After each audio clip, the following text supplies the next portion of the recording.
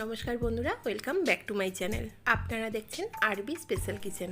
আমার চ্যানেলে এরকম নিত্য নতুন রেসিপির আপডেট পাওয়ার জন্য এক্ষুনি আরবি স্পেশাল কিচেন চ্যানেলটা সাবস্ক্রাইব করে দিও। পাশে থাকা বেল আইকনটা ক্লিক করে অল অপশানটাকে অ্যাক্টিভ করে রেখো, তাহলেই আমার চ্যানেলে শেয়ার করা এরকম নিত্য নতুন রেসিপির আপডেট সবার আগে তোমরা পেয়ে যাবে। আজকে তোমাদের সাথে শেয়ার করব এই গরমে সকলের একটা জনপ্রিয় ডিশ, দুধ শুক্তো।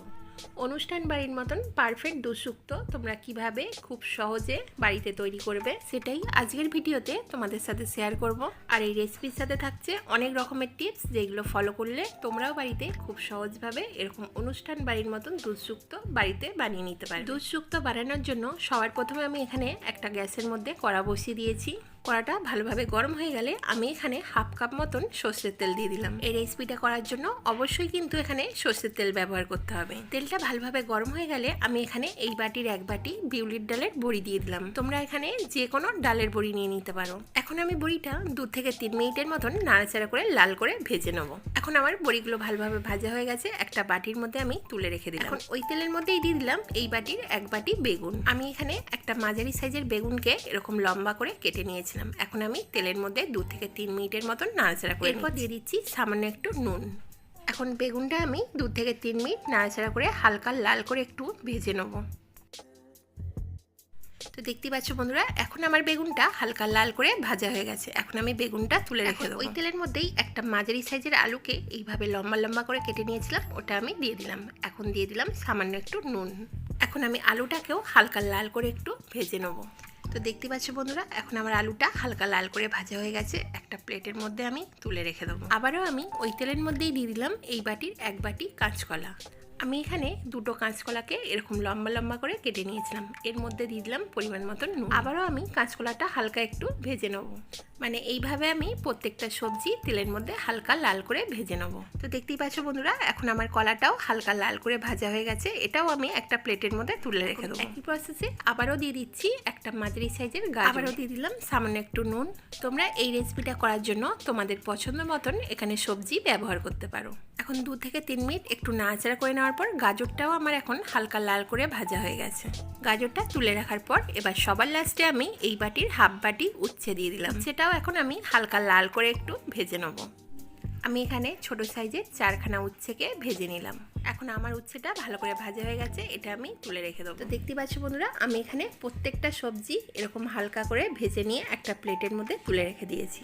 এখন আমি ওই তেলের মধ্যেই এই চামচের হাফ টেবিল চামচ 5 ফোড়ন দিয়ে দিলাম। 4টে কাঁচা লঙ্কাকে আমি দুভাগ করে এইভাবে দিয়ে দিলাম।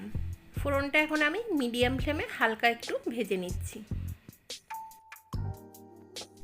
এখন আমার ফোড়নটা ভালো করে ভাজা হয়ে গেছে। এখন আমি এই বাটির 1.5 বাটি মতন ডাঁটা দিয়ে দিলাম। আমি এখানে সজনা ডাঁটা 1.5 বাটির মতন দিয়ে দিয়েছি।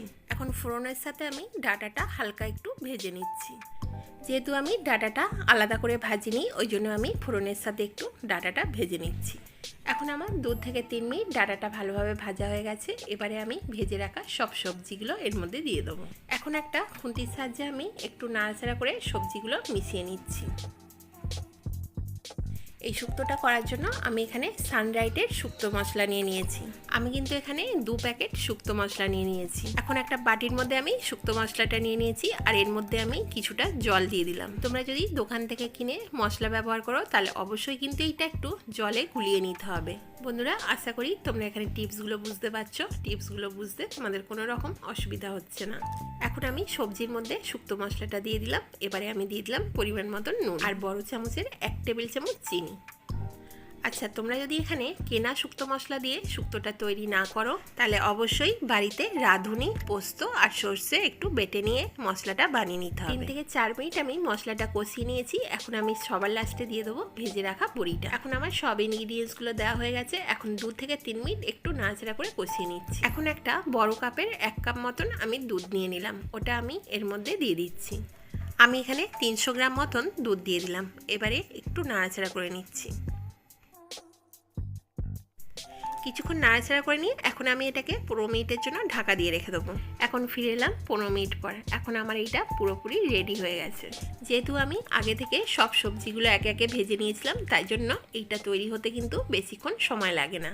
এখন আমার এইটা প্রায় হয়ে গেছে। এবার গ্যাসটাকে লো ফ্লেমে রেখে 5 মিনিটের জন্য আবারও ঢাকা দিয়ে রেখে দেবো। এখন আমার এইটা পুরোপুরি রেডি হয়ে গেছে। একটু খুন্তি দিয়ে নাড়াচাড়া করে নিয়ে নাবানোর আগে দিয়ে দিচ্ছি 1 টেবিল চামচ ঘি।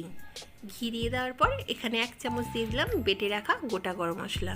তোমরা এখানে গরম মশলা গুঁড়ো না দিয়ে বেটে নেওয়া গরম মশলা ব্যবহার করার চেষ্টা করবে, এতে কিন্তু টেস্টটা দারুণ আসে। এখন আমি সব কিছু ভালোভাবে মিশিয়ে নিচ্ছি। আচ্ছা, আমি কিন্তু এখানে শুক্তোটা একটু মাখা মাখা করেছি, তবে তোমরা যদি একটু ঝোল রাখতে চাও তাহলে একটু জল বা দুধ দিয়ে দিতে পারো। এখন আমি একটা পাত্রের মধ্যে সার্ভ করে নিচ্ছি। তো দেখতেই পেলে বন্ধুরা, কত সহজে আমি পারফেক্ট অনুষ্ঠান বাড়ির মতন শুক্তো রেডি করে ফেললাম। আমার সকল বন্ধুদের কাছে রিকোয়েস্ট ছিল একবার হলেও বাড়িতে এরকম শুক্তো বানিয়ে দেখো। এই শুক্তোর টেস্ট হয় কিন্তু মুখে লেগে থাকার মতন। তাহলে আজকের এই রেসিপিটা তোমাদের কেমন লাগলো অবশ্যই কিন্তু আমাকে কমেন্টে বলো। ভালো লাগলে একটা লাইক করে দিও, আর যতটা পারবে তোমাদের বন্ধুদের সাথে শেয়ার করে দিও। তাহলে আজকের মতন এই পর্যন্তই। দেখা হচ্ছে আবার কোনো নিত্য নতুন রেসিপির সাথে। সবাই সুস্থ থেকো, ভালো থেকো।